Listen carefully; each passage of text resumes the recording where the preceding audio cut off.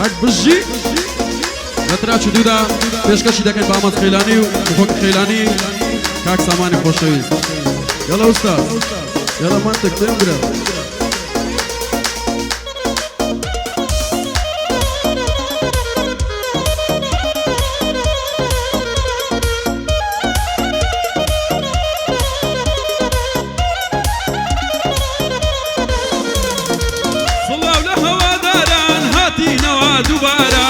امشوا غيبو كاني قصفك وكتيارا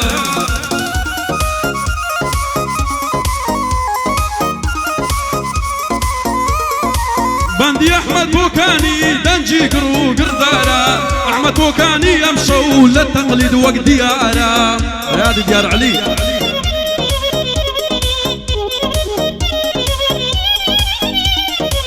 لميداني هنردا هردم زيد السم ديارا بنماني ديار علي هنر شكست خوارا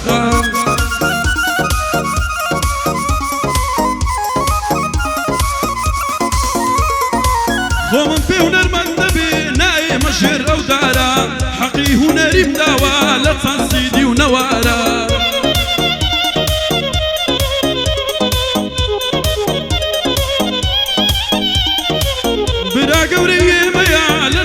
هەمووان دیارە بۆ مخۆ خەیلانی وەک مراد عەلەم دارە بۆ مخۆ خەیلانی وەک مراد عەلەم دارە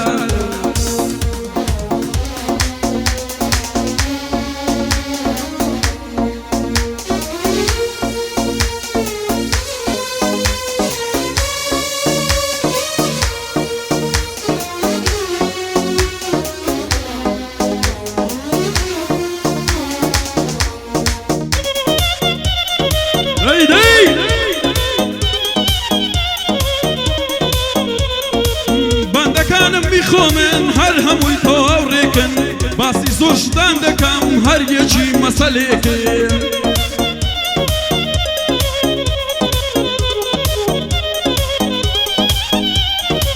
لآسمانی هنر دا هر دانه پردو کن بندی در جوردن هر مسئله و دا پیکنه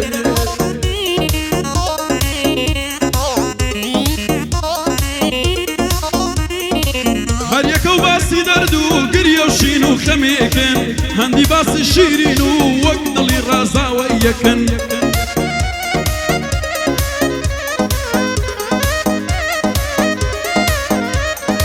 هندي باس الشيرين ووقت اللي رازا ويكن هنديك بو خمو دردو بو قزامو دردكن زنيويات دانيا نوق بلين ناريكن هنديك باسي دلداري دوك الصاوريكن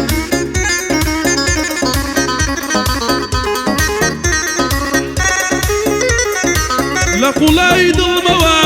خەریکش هەستێکن هەندێک داخواسرتن باز لەگەلی کوردی کوردی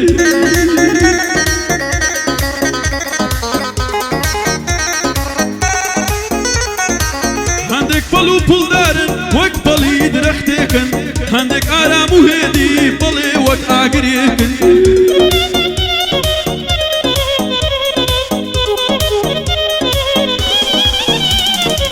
هەندێ باسی وڵاتە سوک بوونی بەهەشتێکن هەندێکیش بۆ دۆستانم وەک ڕێز و سوپاسێکن هەندێکیان بێ منەتیا جوابی بەحزە کەسێکن هەندێ ئیزەماوەند و حەفلە و بەزم و ڕەزمێکن هەندێ ڕوو لە تاریکی پڕ ئاسۆ و ئیسحاسێکن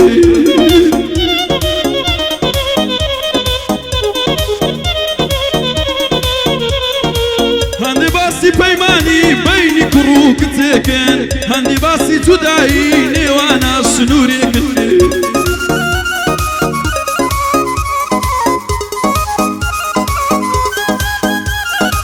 تەنیا بەخۆی وشارە کە باسی میلەتێکن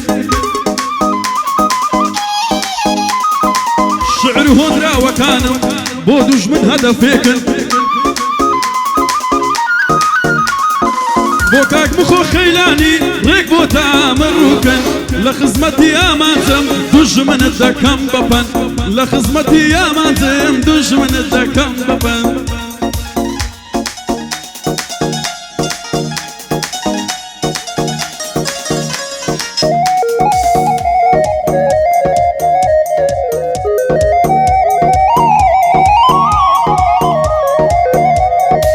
بخۆ جێبدا و بەدەی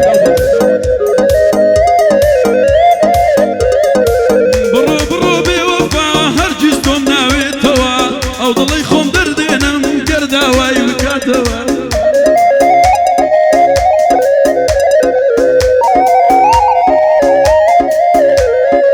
لەو دڵە گەورەی من تۆ قەت جێگات نابێتەوە دڵم هێندەی نەماوە با زیاتر نەدوێتەوە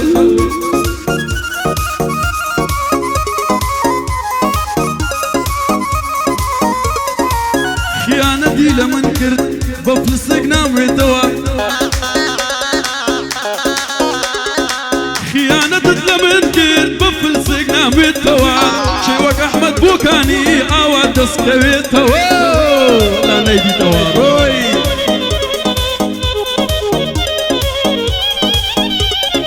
هیچ کەسێکیش ناتوانێت جێگای من پڕکاتەوە بێزارم لە تاریکی خۆرم کەی هەڵدەیتەوە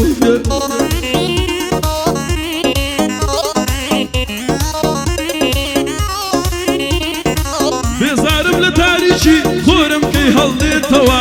فرۆشراو لای بۆکانی قەت وەرناگیرێتەوە با بڕوە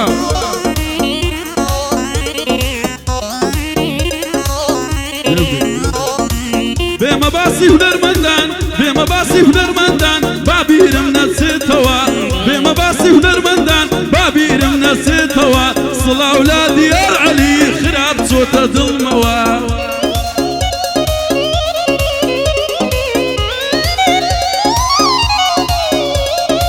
هەولێر قەڵاو منارە تا دەستە نێو کەرکووکەوە هەولێر قەڵاو منارە هەتاکو کەرکووکەوە نەمدی وەک دیار عەلی هەدەوکو پێچێتەوە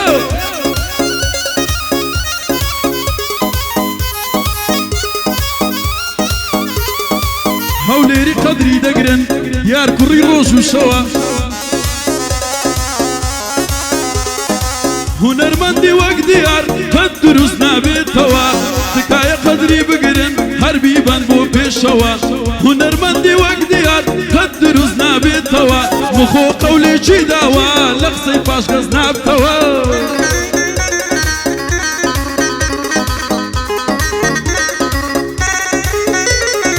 کاتێ بکات بەم و دیار لە هەولێر بتەختەوە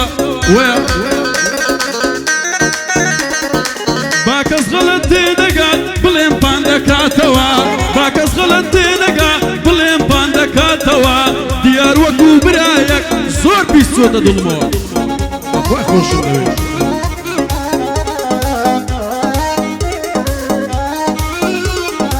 هەر گەعدێک بخۆی لێبێ دڵنیام دەتەقێتەوە ئێمە هەردووک بە وەفاین کەس زێمان ناگرێتەوە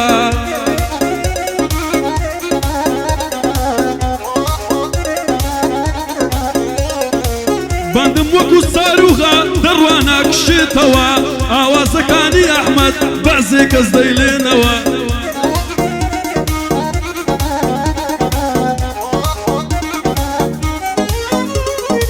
لە تۆمارگە و بازاڕیش دڵیان دەقلیشێتەوە برایەتی من و بخۆکەی قەت هەڵناوەشێتەوە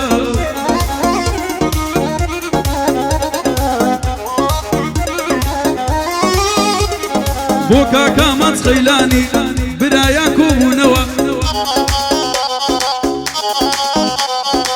سامان بە قوربانت بۆم نەڵێی بیری چۆتەوە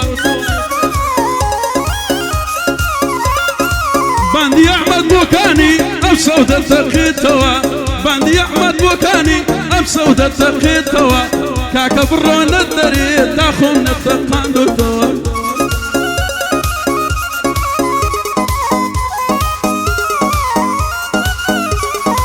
بۆ مخۆکە خەیلانی ڕوعی بۆکانی ئەوە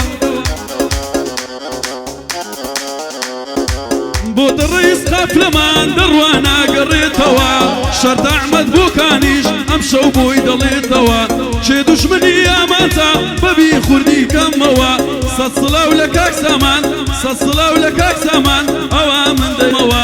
سەد سڵاو لە لانۆکاش کتێکی زۆر پێشڕەوە ئەمنیش لە خزمەتی دام نەڵێی بیری تۆتەوە سەد سەلامی وە گۆریا لە پێی هەڵدەچێشتەوە